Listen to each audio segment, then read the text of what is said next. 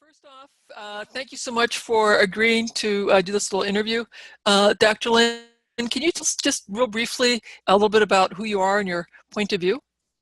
Yeah, so I'm a dentist with a background in biomedical science, but in the last years, my practice has focused on nutrition. And really, my way into that was looking at people's mouths and the diseases we see in society. And we really didn't have answers as to why these diseases were occurring. And so this was bothering me for a long time.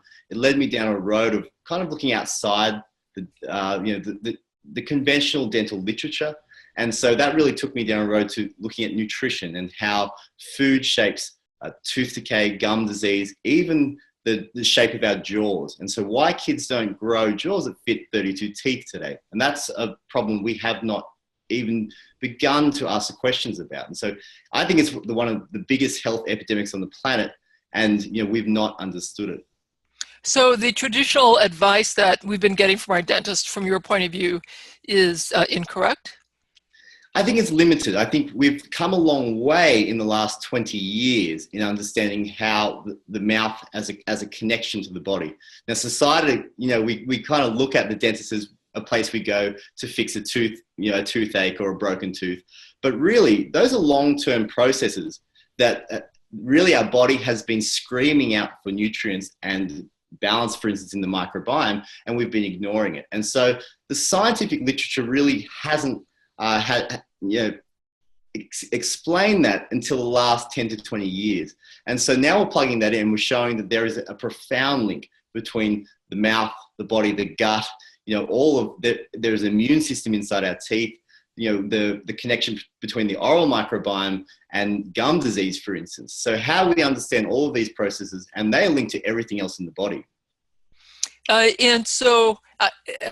I'm really excited about the microbiome. I know in the mouth, there's a lot more awareness that the mouth microbiome is closely linked to the risk for rheumatoid arthritis, for example.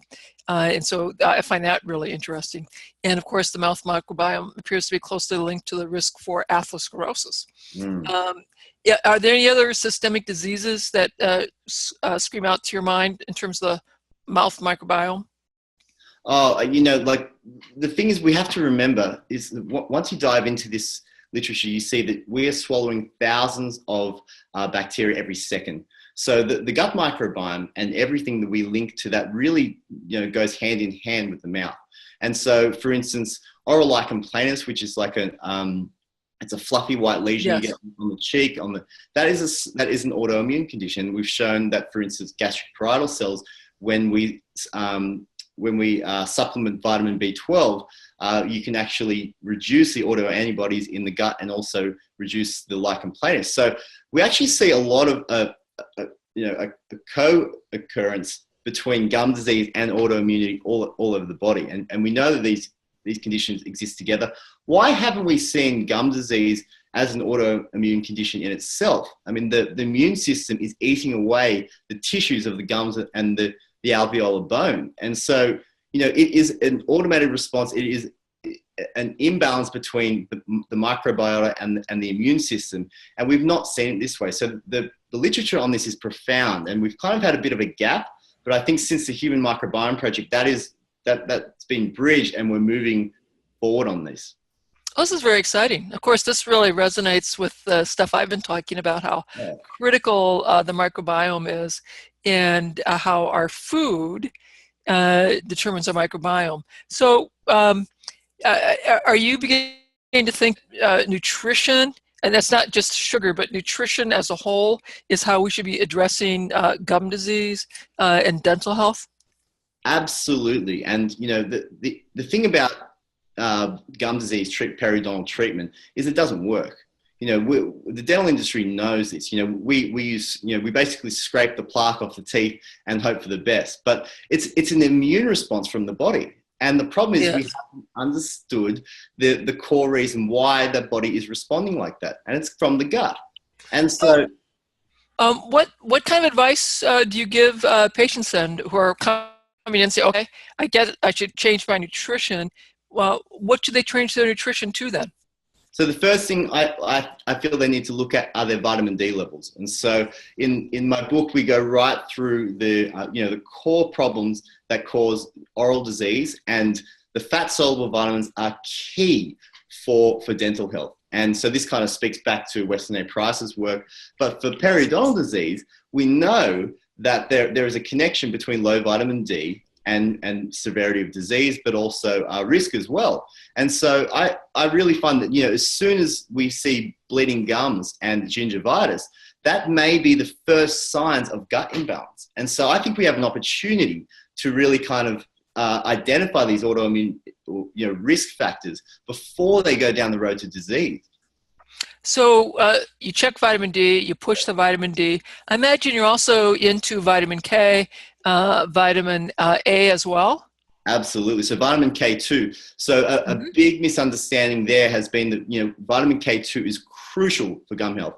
In the mouth, the saliva, we have these proteins, so matrix GLA protein and osteocalcin, that repair the gum tissues. So we need to have vitamin K2 to activate those proteins. So menaquinone 4 and menaquinone 7, both of those nutrients need to be in the body, and most people don't know about them. So if you don't think about them, you're not getting them. And so this is a model of eating that we've lost. And from your point of view, what foods would be rich in K2s?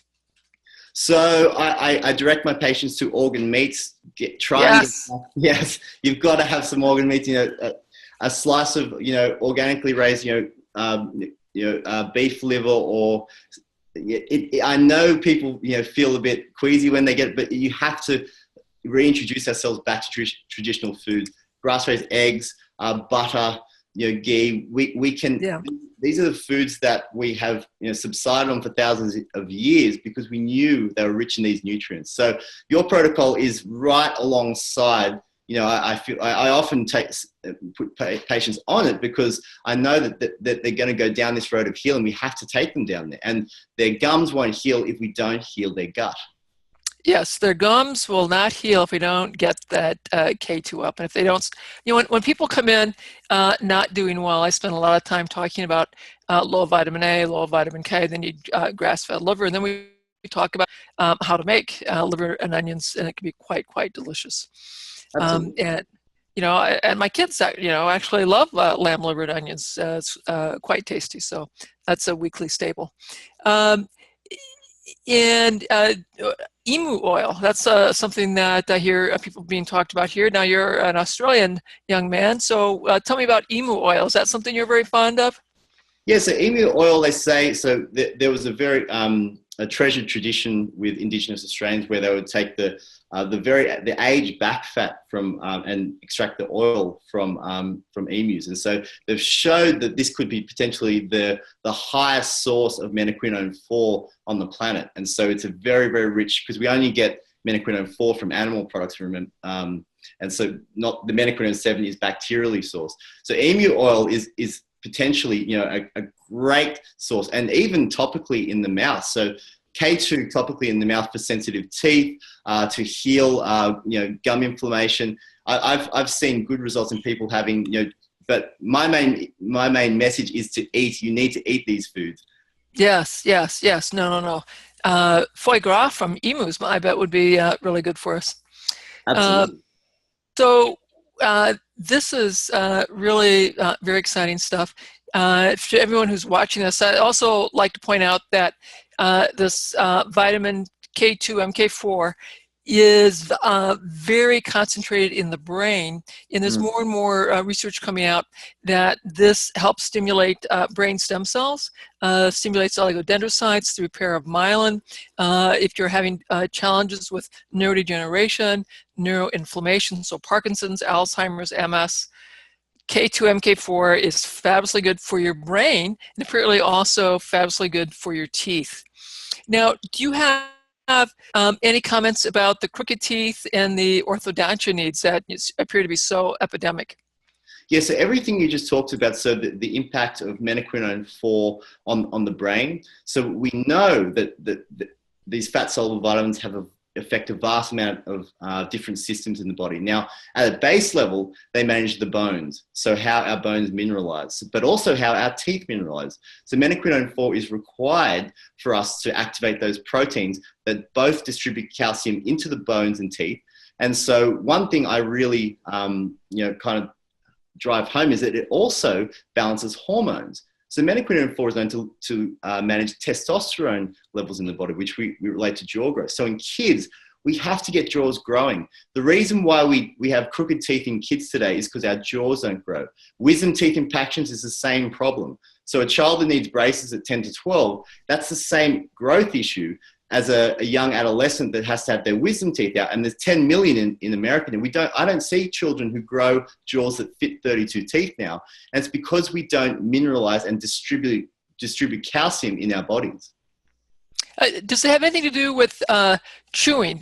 When we're eating tough food that requires a lot of chewing, the lack of breast milk, breastfeeding, what's the impact there? Yep. So connected to that. So dental nutrition shows how the nutrients that grow the jaws. One of those nutrients are physical feedback. So we now know breastfeeding, when a child pushes the nipple up to the palate, that it's actually expanding out the maxilla through forces. And so because the palate is soft like wax in those formative months. And so without those messages, the palate is skinny, narrow, and high. And if you look into a child's mouth today, you'll always, or nearly always, see a V-shaped palate instead of this nice, wide, U-shaped, flat palate. And that's because we haven't developed the right posture. We haven't breathed through the nose. So we have to get patients breathing through the nose. And this is all part of a model. We now have an interceptive orthodontic model now where we can grow a child's jaw by fixing their function. And I'm saying we need to also fix their nutrition as well, because if the bones don't have the nutrients and the messages to mineralize, then we're fighting a losing battle.